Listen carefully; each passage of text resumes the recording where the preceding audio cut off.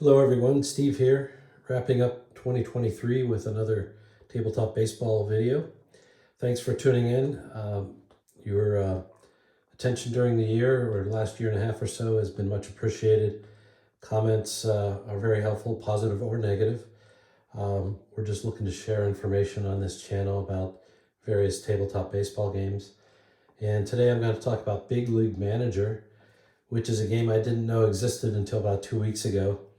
And I'm going to do a little bit of an unboxing, courtesy of the generosity of one of my baseball friends who sent me this game for free a week or so ago. And then I'm going to talk a little bit about how this game is designed. As far as I know, there are no other YouTube videos out there about Big League Manager. And I find that a little surprising. But let's dig in. Yeah. So this game, Big League Manager, comes in a box, or came in a box about, bear with me here, about, this is upside down, but it's about 9 inches wide and maybe 14 inches long. So not that big compared to like a stratomatic box or what have you. And in that box, you'll find a few things. So, what we have here is there were 6 teams in this particular box, ranging from the Los Angeles Dodgers, 1966, going all the way back to, it looks like maybe the 1948 Red Sox. Yeah, 1948 Red Sox is the oldest team. I don't think this game has been around since 1948. We'll talk about that. Included in the card deck is a little roster, and it includes some of the same information that's on the player cards, to be honest. And we'll talk a little bit more here in a minute about that. Like most of these games back then, they had little pawns for the base runner advancement. And then the game itself, it's actually in the inside of the bottom of the box, had a playing field and an indication where you could talk about whether you were playing for a pickoff or trying to do a steal or hit and run. And then the game actually offered 3 different infield positionings: in, halfway, or back, with back being the default. I think the key element of this game was that it had a spinner, kind of like, I think, what was it, All-Star Baseball. But the difference here is the spinner had results numbered 1 to 100. And this particular version of the game had a plastic spinner. You actually put a little plastic bottom, and through the bottom of the box there was a hole, and then you spun it. I know this game was actually played because the hole is kind of worn out, but to be honest, I'm having difficulty getting the spinner to work. I'll talk about this in a minute, but it would have been much better if there had been D10 die. I think the other issue is, with 100 different things, it's easy to see that there might have been arguments about where on the line this fell. Interesting implementation, that's all I'll say about that. There's a bunch of other collateral that came with the game, including this little cheat sheet about infield in, infield back, and infield halfway. One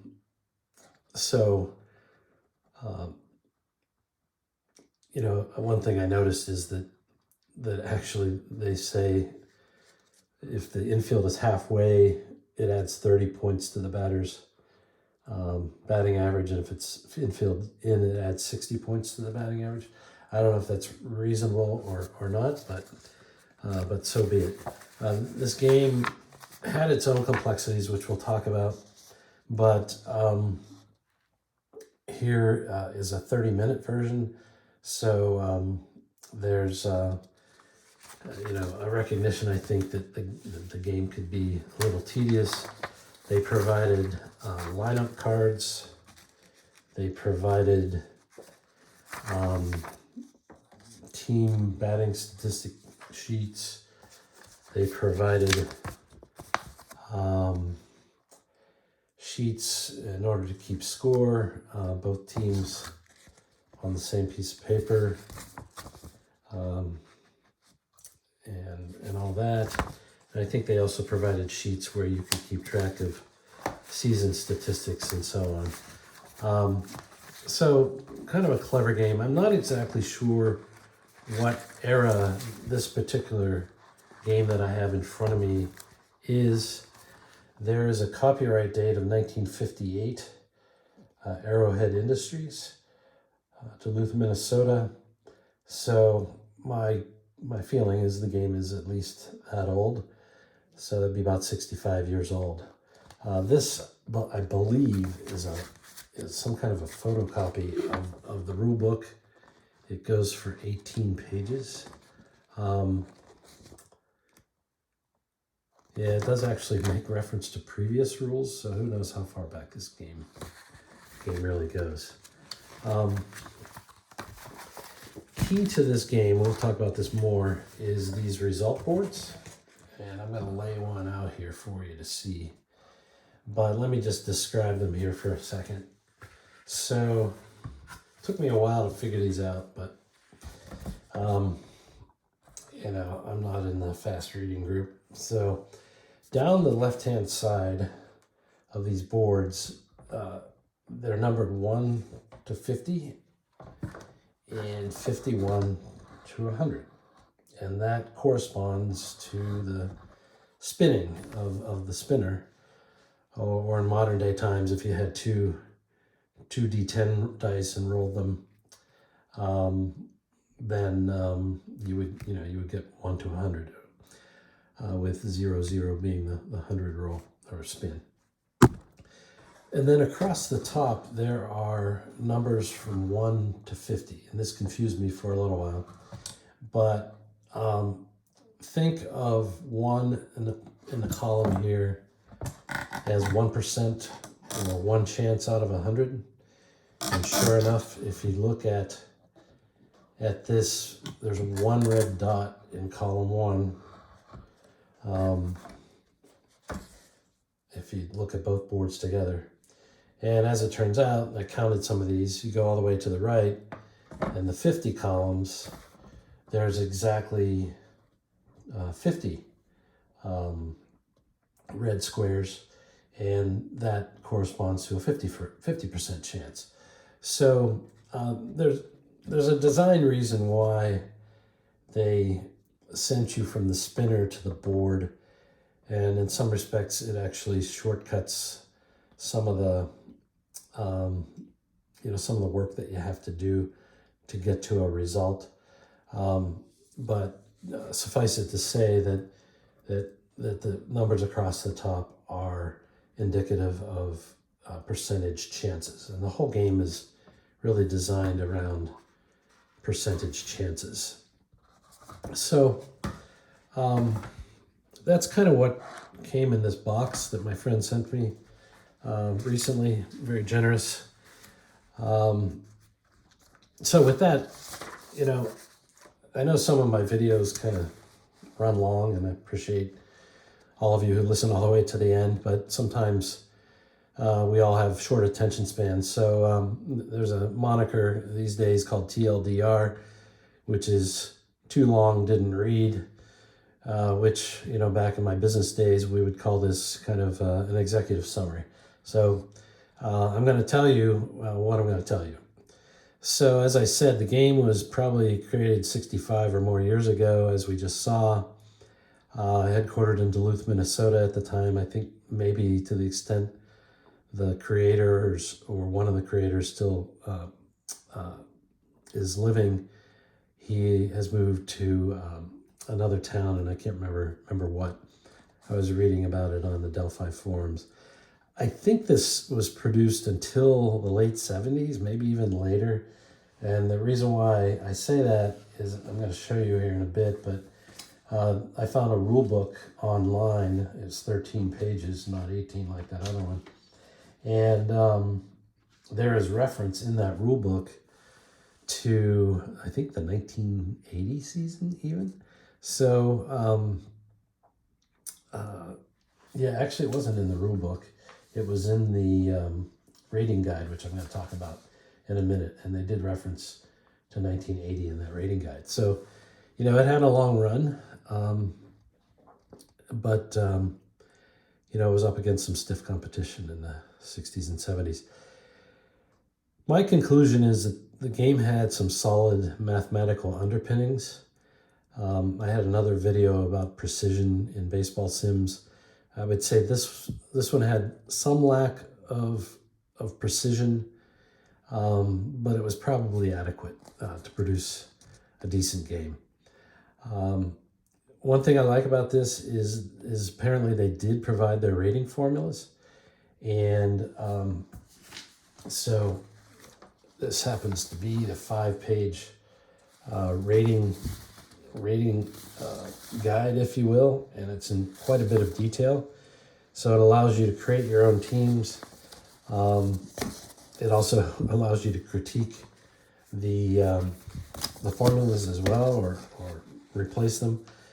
I think that's a nice feature of certain games, especially for math guys like me. This game had some innovative features. I'll try to talk about that in a minute. Next, we're going to be talking about the gameplay. I think the criticism of this game is the gameplay is a bit clumsy. Depending on the at-bat and what happened, there could be a need to do multiple spins of the 1 to 100 spinner. And then there's a fair amount of mental arithmetic that's required to get to play the game, I guess. And I was just happened right before recording here, I just happened to look at some of the rules for like stolen bases and hit and run and some other special plays, and the math is even more than what I'm going to show you here. I will say though, for its time, this was an admirable game, and you'll see in a minute. I don't have anything to show you on this, but I'll talk to you a little bit. It's actually, from a design standpoint, not that far off from my own sim that I designed when I was a late teenager back in the 1979, 1980 timeframe. Probably importantly is there is a modernized version of this game that's available, and it seems to get good reviews. It uses dice instead of a spinner and has fast action cards and a more streamlined gameplay. So with that long introduction, Big League Manager. So as best I could, I studied the rules here over the last day or so and put together this flow chart of how the game is played. So if you start in the upper left, you spin the spinner and you find the number, and then you look at the pitcher and the batter cards and determine the likelihood of a walk. And then you refer to the boards that I just showed you, and you read the spinner number across, and you read the chances of success down the columns, if you will, and the intersection of the row and the column tells you whether it's a walk or not. And it would be a walk if it's one of those red squares that I showed you on the boards. I may not have this exactly right, but if it's a walk, it's only tentatively a walk. And I would say this probably begs for a better design, but you have to spin again. And then based on checking the rules, if the bases are empty, it's a possibility that the walk is a hit batsman. And if the bases are occupied, it could be a hit batsman, a wild pitch, a balk, or a pass ball. And if it's any of those, then when you're done, you go back and start over, either with the same batter if it's not a hit batsman, or a new batter if it's a hit batsman. If it's not a walk, you've gotten that out of the way. And then what you need to do is determine whether or not it's a hit or not. Now, fortunately, the way the game was designed, you really don't need to spin the spinner again. Personally, in a perfect world, I probably would spin again or roll the dice, even though it's an extra step. But I don't think there's anything wrong with this design. And if it is a hit, then you got to go and spin again one more time and determine what kind of hit it is. And by referring to the batter's card, you can determine whether it's an extra base hit, or if it's not, then it's a single. And apparently there's a batter or base hit location chart, which even tells you to which fielder it was hit. Continuing over here, if it's not a hit, then you know it's an out, or potentially an out, and you need to determine next whether or not it's a strikeout. And so again, you don't need to spin again if you don't want to, but you check the batter and pitcher cards, put them together, and check the result board, and it's possible that it's a strikeout or it's a non-strikeout. And then, if it's not a strikeout, then certain types of outs would result in an error check. And there's some, I put a calculator there because there's even some more math that you have to do. And then you spin one more time to see if the batter, or if the fielder made the play, or if there's an error. This is highly summarized, but I think it gives you a flavor for the play of the game and some of the complexities and possibly some of the criticisms of the original game. So with that, I'm going to show you a batter card and a pitcher card. And I apologize that the image of this card isn't perfect. I think it actually might be a card that's for sale on eBay right now. I'm not sure. So this card is based on Hank Bauer's 1956 season stats, which I show across the top here from Baseball Reference. What you can see here at the top of the card, you can see his primary position, which was the outfield. He played 146 total games in the outfield. He actually got into 147 games. And so they list on the far right a pinch hitting appearance. He actually had 7 pinch hitting appearances, I think. But in any event, you see that there's a fielding rating. We're not going to get deep into that at all today. And a throwing rating, which if it has an M in front of it, it means he's a better than average thrower. I don't know whether that's true. I forgot to check his strat rating before I started this video. The key to the engine really is these batter cards. And so, as I said, you check for the walk first. And a rating of 10 kind of corresponds to the fact that about 10% of his plate appearances were walks, actually walks and hit batsmen.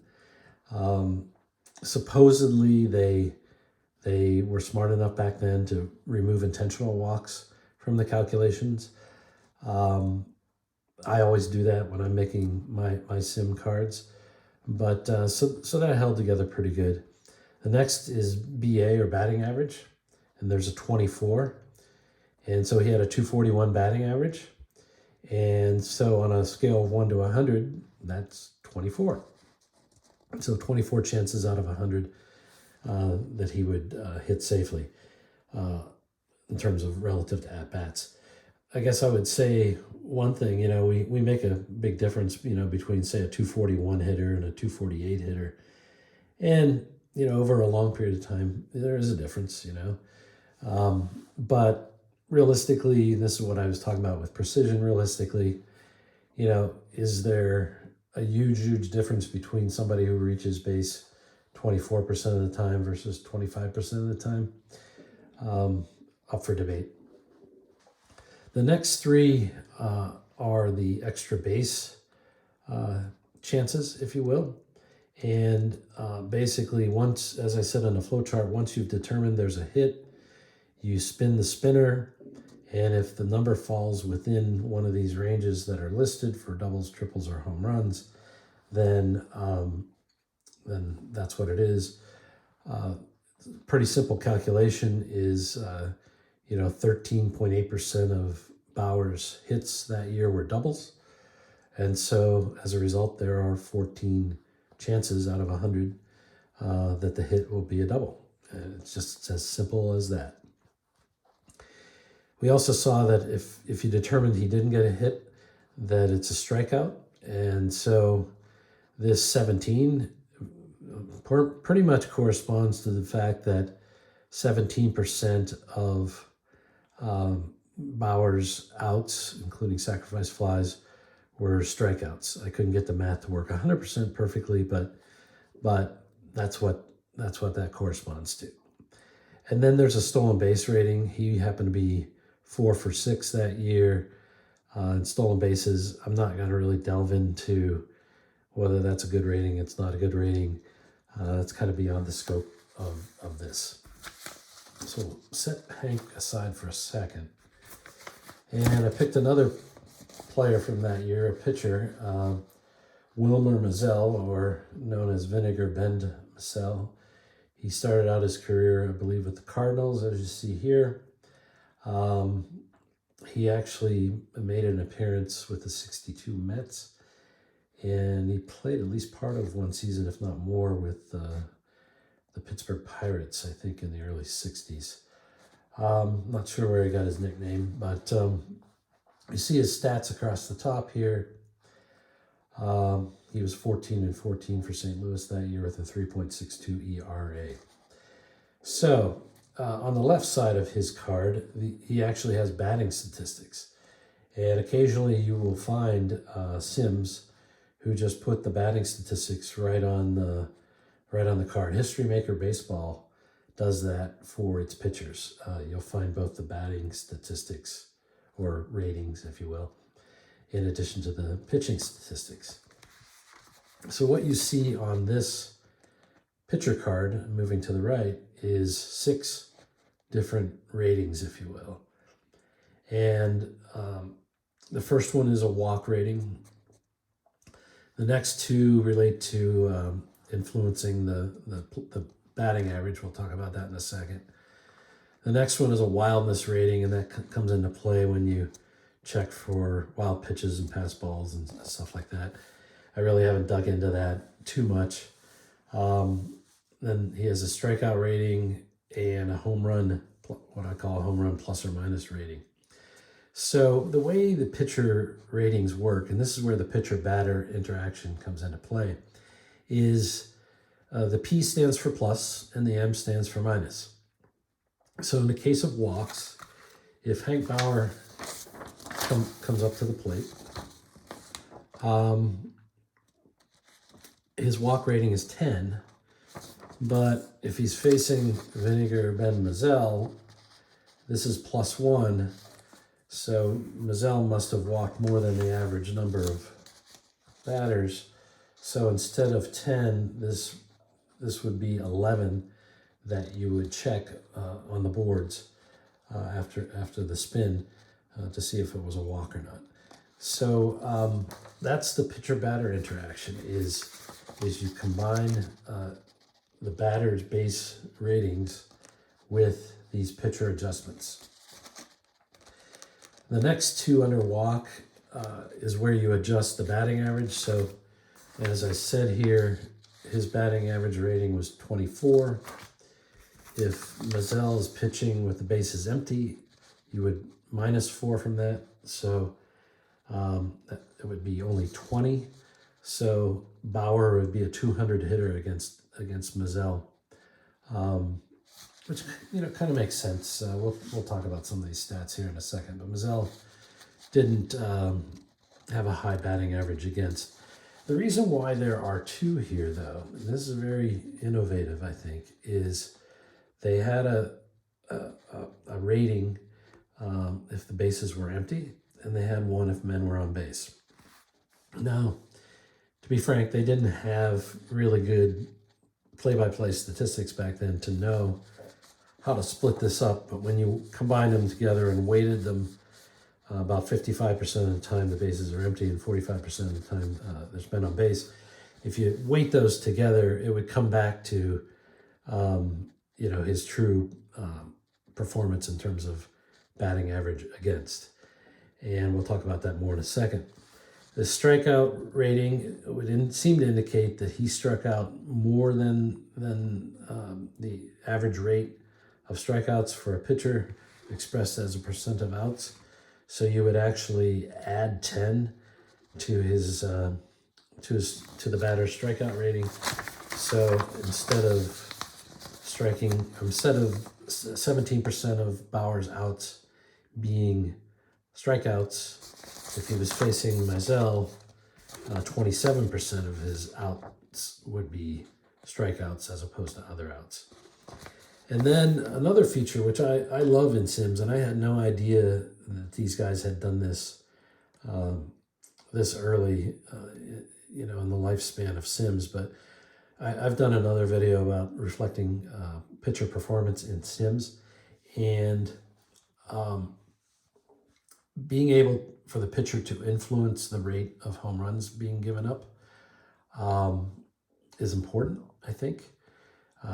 Now, this would say that Mizell gave up home runs at a higher rate than the league, and so you would +3 to this home run range. So if Bauer would get a hit, and then they would spin, instead of 1 to 20 being a home run, it's 1 to 23. So in other words, 3 percentage points got added to the mix for home runs. And that's how it worked. And I think this is actually pretty sophisticated. However, I did some of my own math, and this is very high-level math. It may or may not be exactly what the formula document says to do, and it may or may not be exactly the way I would do it if I was creating my own cards. But for illustrative purposes, I think it works. So if you see this table over here, I started with the walk percent. So what percent of plate appearances were walks for Mizell and the league. And you can see that his rate of walks were 2 percentage points higher than the league average. And if you converted that to a big league manager rating, that would indicate a P2, so not far off from the P1. In terms of batting average against, we know from Baseball Reference that Mizell only allowed a 223 batting average. The league batting average was 256, so he was 33 points below the league average, or a -3 would be the rating, if you will. Now, as I said, these are split in two, and so he got an M4 for bases empty and an M1 for men on base. And if you weight those together, 55-45, it comes out to 2.65, which actually is pretty close to -3. So that kind of makes sense. Now, if you look at the rating guide, it was kind of interesting, and this is not exactly true, but for purposes of today, it was essentially an ERA-based determination in terms of men on base, and that's not exactly true the way the formula works, but for discussion purposes, that's fine. You can think of this as a clutch rating. Now, I personally am not big on clutch ratings. I may be doing a video soon, actually, of all the things that I care for and maybe care for less in Sims. And first of all, from all the statistical books that I've read, I'm not sure that clutch ratings are real. I know one of my loyal listeners is a big believer in showing performance based on runners in scoring position.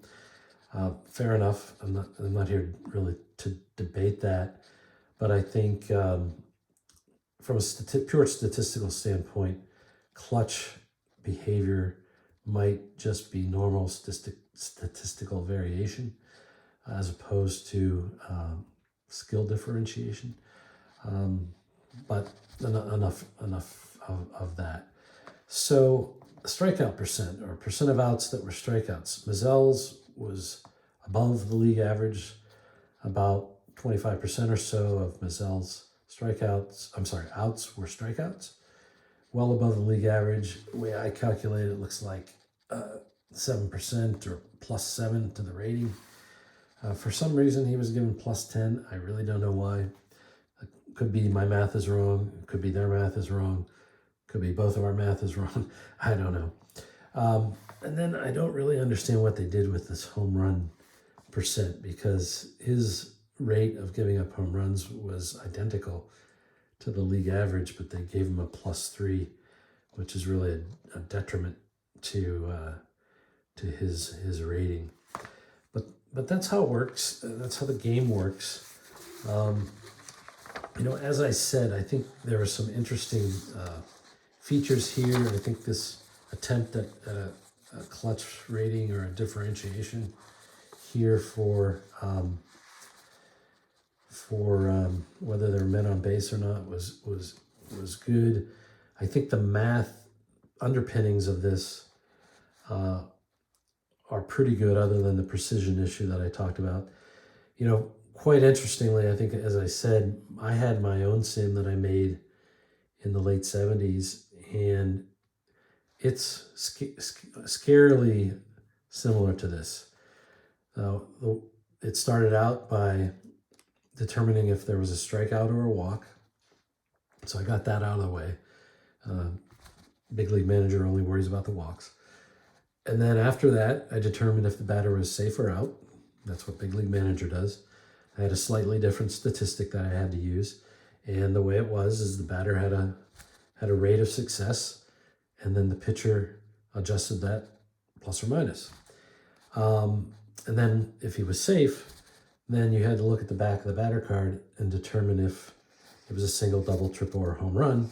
And just like Big League Manager, there was an adjustment if a pitcher gave up a lot of home runs or very few home runs. So I was kind of surprised when I saw this. I guess there's nothing new under the sun. So I was 20 years later or whatever in coming up with my idea for the sim. Similar to this, my sim suffers from having to do mental math and having to do multiple rolls to resolve an at-bat. The other thing I forgot to mention, which was another innovation, is in the pitching. This is very similar to statispro, where starters and relievers had a number. And as that number got reduced by, say, hits or walks or run scoring, you would start to converge on being fatigued or tired. And then after being tired, then your performance would suffer. And if I remember right, it suffered in the form of adding additional numbers to these, and maybe a minus would turn into a plus or what have you. More mental arithmetic again, but if you like math, this was the game for you. One interesting thing I noticed was that this game went into the 70s, and at some point, like many game producers, they were worried about licensing and so on. And so the way they produced these cards, these might be the 1975 cards, I think, but they basically put dashes for the player's name. You can see in the middle there's Vita Blue, 4 dashes for his first name, 4 dashes for his last name. And if you had any access to statistics, you would be able to determine who the player was and write his name in. The other thing that I see here compared to the card I showed you earlier is there's a couple extra ratings here, and I believe in later years they added a bunting rating, and then they added a rating for base running separate from stolen bases. Don't know a whole lot more about that, but that's what they did. And I also don't know what this asterisk on the strikeout means. These cards did not have splits. Looks like they had their own hit batsman rating as well in later years. But these cards did not have splits, but they did have some generic split adjustments that you could make on top of the batting average adjustments. And actually, I see 3 batting average ratings here, so I'm really not sure if this was intended to take care of the splits or not. The rule book that I have, I don't think gets into that, but like many games, they evolve over time. The only other thing I would mention is when I did my sim, I made sure the equivalent of these ratings that there was always at least one chance of each of these extra base hits. That's obviously not what these game creators did. They seem pretty strict to the actual results for the year. It's open for debate whether that's a good approach or not. So without making this much longer, it's already gone on longer than I expected. I want to mention some resources. So you can learn about this game on the Delphi forums, which I mentioned down here where my thumb is. There's a few message threads where you can get information about the game. You can download some useful information. That's where I got the rulebook from, and that's where I got the rating guide from. You can do that from Tabletop Sports in the download section. You scroll down in the baseball section to the Big League Manager section, and there's stuff you can download. There's even rating spreadsheets, although personally, if I was going to rate anything, I'd probably end up building my own at this point. I mentioned an updated version of this game. I think it goes by Baseball Manager, but it's produced by Jeff Cowan, and this is his latest email. You might see a different email floating around in the forums, but this is the email. And then to close, my email address is at the bottom. You can always feel free to email me about this video or any of my other videos. And with that, I appreciate you listening. If you've gotten this far, hope you had a happy, healthy holiday season, and I wish you a happy new year into 2024. Again, comments are appreciated. Just to let me know you watched it, and feel free to subscribe if that's something you like to do. Take care.